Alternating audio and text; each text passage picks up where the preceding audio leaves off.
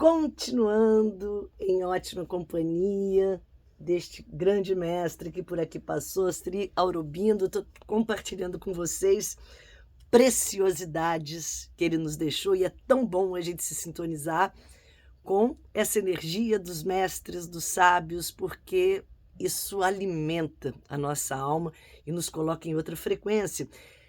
Seguindo o vídeo anterior, assistam, porque ele trouxe algo maravilhoso que aqui segue a continuação. E ele diz o seguinte: um yoga que ignore o corpo ou faça de sua anulação ou rejeição a condição indispensável para uma espiritualidade perfeita, não pode ser um yoga integral. Na providência invisível das coisas, nossas maiores dificuldades são as nossas melhores oportunidades. Gente, olha as quadraturas aí na astrologia, uma visão evolutiva. Quando a gente encontra um desafio pelo caminho, se você encarar como uma provocação da vida para a sua evolução, você vai olhar de outra forma, você vai se desafiar, você vai dar o seu melhor naquela dificuldade e não se acovardar ou se acomodar no conhecido. E essa é a ideia do yoga, gente. Quando a gente faz o yoga na prática, numa sala de aula, no tapetinho, a gente está ali fazendo um ensaio para a vida, porque o yoga de fato acontece na vida. E ali a gente está aprendendo a ter um domínio do corpo, das emoções, um autoconhecimento que é inegável, que a gente experimenta quando faz uma prática de yoga. E aí ele diz o seguinte: portanto, um yoga que destrói as energias vitais ou as obriga a uma quietude apática ou as extirpa como a fonte de atividades nocivas, não é um yoga integral. É preciso purificá-las, não destruí-las, transformá-las, controlá-las e utilizá-las. Esse é o objetivo para o qual foram criadas e desenvolvidas em nós, ou seja, a gente está aqui alquimizando uma natureza inferior, alquimizando tudo que a gente carrega numa bagagem mal trabalhada. E o nosso corpo é o veículo. E quando ele... Veja no vídeo anterior, porque ele fala, ele dá uma metáfora linda, porque muitos filósofos colocam muito isso, que a nossa vida, o nosso corpo, as nossas emoções, é Deus se experimentando através de nós. Deus, ou como vocês queiram chamá-lo, uma inteligência suprema, divina, uma inteligência organizadora desse milagre que a gente vê a cada lado de nós, dentro, fora. Isso é um milagre, né? Nós estamos vivendo aqui um milagre, que a gente até se acostuma e não dá conta. E muitos filósofos falam sobre isso. Deus está se experimentando. Deus também está evoluindo na sua criação. Nada é estático nesse universo invisível, visível, infinito. Nada. E a gente aqui está permitindo que uma inteligência se aperfeiçoe. Isso está bem ligado ao vídeo anterior, mas percebam isso. E quando o Sr. Aurobindo fala aqui que a gente não pode, né, entender como a vida sendo algo estático e o nosso ou tornar o corpo apático. Aí ele fala uma coisa, ele está aqui muito fazendo esse elo, né, do yoga integral dele, que abrange tudo: é o mental, é o emocional, é o espiritual e o físico, que é esse veículo, porque a hora que a gente deixa o nosso corpo apático, você faz esse corpo morrer. O corpo nasceu para se movimentar. O corpo nasceu para cumprir a sua função. E se você fala: não, corpo, eu ignoro você, ou eu excluo você, ou eu maltrato você, seja de que nível for, e aqui eu sei que ele coloca muito as questões das práticas que às vezes eram sugeridas, como autoflagelo, negar ou renegar o corpo, ou dizer que o corpo é fonte de pecado, aquelas coisas todas que a gente sabe que ainda hoje são reverenciadas.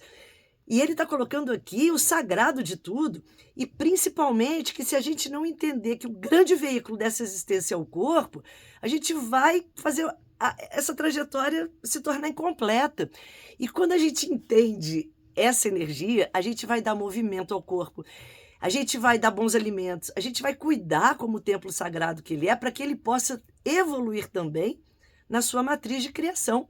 Olha a nossa responsabilidade, a gente recebeu um veículo que está em aprimoramento pelo Criador ou por uma inteligência criadora, como a gente quiser chamar. Então a gente tem muito mais que fazer o melhor. E quando ele coloca isso, a gente vai entender que está tudo em processo de transformação. E aí eu vejo aqui um problema, eu vejo uma rigidez, eu vejo algo que eu não consigo. A gente não está numa sala de yoga para ganhar um troféu, ou para se superar, ou superar quem está do nosso lado. Não, a gente está numa sala de yoga para purificar aquilo que não está funcionando da melhor forma. E quando a gente purifica o corpo, o que acontece? Purificamos as emoções, purificamos o mental, purificamos o espiritual. E a gente só consegue isso, muitas vezes, acessar essas camadas mais sutis, que às vezes a gente nem sabe como elas chegar, através do físico, através do movimento. Olha que coisa linda. Um corpo estagnado, um corpo estático, simboliza sempre emoções estagnadas, estáticas. Um mental estagnado, estático, porque a vida evolui através do movimento. O prana, o ar que você respira, essa energia que nos anima, nos habita, funciona através do movimento, é a troca. Inspira e expira, é a troca que a gente estabelece o tempo todo. E a hora que você enrijece, a hora que você senta e dali não sai, ou a hora que você dá alimentos que não possuem prana para o seu corpo, alimentos não vitais, você também está colaborando para essa estagnação, que começa no físico e se reverbera lá, ou lá já está estagnado e o seu corpo apenas está copiando. É uma via que está o tempo todo se comunicando uma com a outra. Por isso, faça práticas, alonga, se conecta com o movimento do seu corpo e jamais entenda o yoga na prática física como algo que você precisa ter uma performance. Não é sobre isso. O yoga, na parte física, é um acesso às dimensões mais sutis e mais inteligentes da criação. E quanto mais você as acessa, mais você está aperfeiçoando e lapidando a sua inteligência manifestada.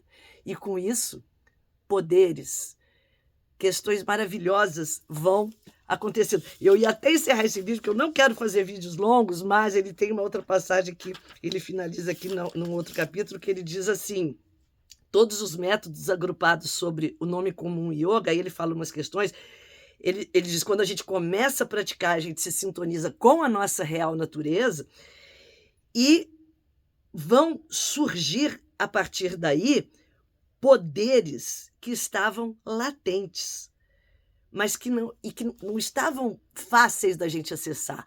Por isso que muita gente, quando começa a praticar o yoga físico, começa a falar: uau, eu melhorei nisso, naquilo. Não, melhorar a minha postura fez com que uma série de efeitos acontecesse, o efeito dominó, e muitas outras questões da minha vida, mesmo que eu tenha feito 2 ou 3 aulas e ainda nem consiga chegar com as minhas mãos no chão.